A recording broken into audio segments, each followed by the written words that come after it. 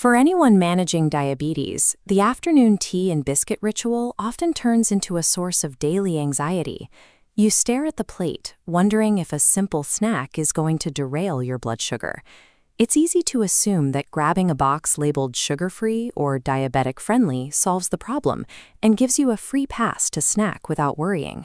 This diagram shows what happens when we trust those labels. On the left, the zero sugar promise. On the right, the reality, a sharp blood sugar spike. Zooming in on the cause, it isn't white sugar, it's refined flours and alternative sweeteners. Manufacturers often use refined flour, or Maida, as the base for these biscuits. Even without added sugar, your body rapidly breaks down that refined flour directly into glucose the moment it hits your digestive system. This leaves you stuck between two frustrating choices: completely abandon your favorite snack, or gamble your health on deceptive food packaging. To find a middle ground, we're using guidelines from the specialists at Arka Anugraha Hospital to define the exact, non-negotiable nutritional thresholds required to safely consume diabetic biscuits. Finding a genuinely safe option means ignoring the bright letters on the front and focusing entirely on the dense data printed on the back nutrition panel. Trusting a marketing label over raw nutritional data is the primary reason so many people experience unexpected glycemic spikes from a snack they thought was safe. This dynamic scorecard reveals what to look for. Total carbohydrates. Since sugar-free biscuits use flour, carbs are your primary metric, strictly limited to under 15 grams per serving. A generic biscuit easily misses this, clocking in at 25 grams and instantly failing the test. The rule here is rigid. The nutrition label must show strictly under 15 grams of total carbohydrates per serving, otherwise you risk a dangerous glucose spike. Applying this rule has an immediate trade-off. The moment you start checking for that 15-gram limit, you'll realize it drastically reduces the options available to you. This brings us to the second required metric on our scorecard: fiber content. Fiber is crucial because it acts as a mechanical barrier, physically slowing down your body's absorption of any carbohydrates present. To effectively slow that absorption, a safe diabetic biscuit must contain a strict minimum of 2 to 3 grams of fiber per serving. Prioritizing fiber changes the physical experience. High-fiber biscuits have a much denser, grainier texture compared to the light, flaky, refined biscuits you might be used to. Think of it this way: total carbohydrates dictate the overall size of your blood sugar spike, while fiber dictates the speed of that spike. To stay safe, you must control both.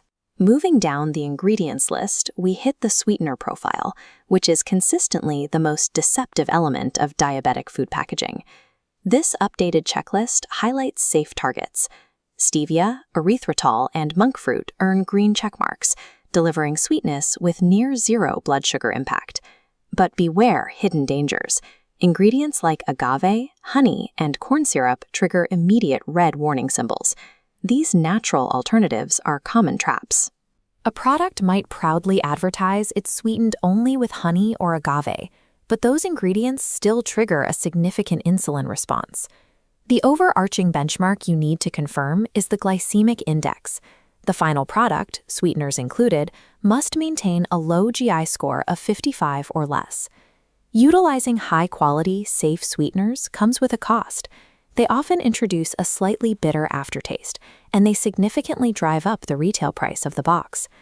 To mask that aftertaste without spending money, cheaper products use hidden chemical sugars. Watch out for dextrose. Scan specifically for maltose. You have to scan a label specifically for those names. The hard truth is that an ingredient's natural origin has absolutely no bearing on whether it's safe for a diabetic. The only thing that matters is its specific glycemic index score. Even if a biscuit passes the rigorous label test we've just outlined, it doesn't guarantee safety if you eat them uncontrolled. Strict portion limits are still required. Your absolute limit for a single snacking session is a hard cap of 2 to 3 carefully measured biscuits. To optimize those 2 or 3 biscuits, you need to use a pairing strategy. That means eating them alongside a dense protein or a healthy fat, like a small handful of almonds or a piece of cheese. These complex macronutrients physically flatten your insulin curve by slowing down the digestion of the biscuit. We have to acknowledge the friction here. Implementing portion caps and pairing strategies completely removes the mindless convenience of eating snacks straight out of the package. If you require absolute certainty about every ingredient entering your body, your best alternative is to bake homemade biscuits using oat flour, almond flour, stevia, and coconut oil. Taking the DIY route demands a heavy investment of your time and a certain level of kitchen proficiency, and much more expensive upfront ingredient costs. Which leads us to the golden rule of diabetic snacking. The safest way to consume a biscuit is never to eat it naked. Whether store-bought or homemade, it must be paired. Effective management relies on replacing blind trust in packaging with data-driven decisions. This matrix maps those decisions to your lifestyle. For the time poor, follow this exact equation: under 15 grams of carbs, over 2 grams of fiber, and under 1 gram of sugar. If convenience dictates your lifestyle, your only defense is uncompromising label reading using that formula. Moving to the optimizer column, we see the strategy of 2 biscuits paired with almonds or cheese. If your goal is balancing daily enjoyment with long-term health, commit exclusively to that 2-biscuit limit and the mandatory protein pairing rule.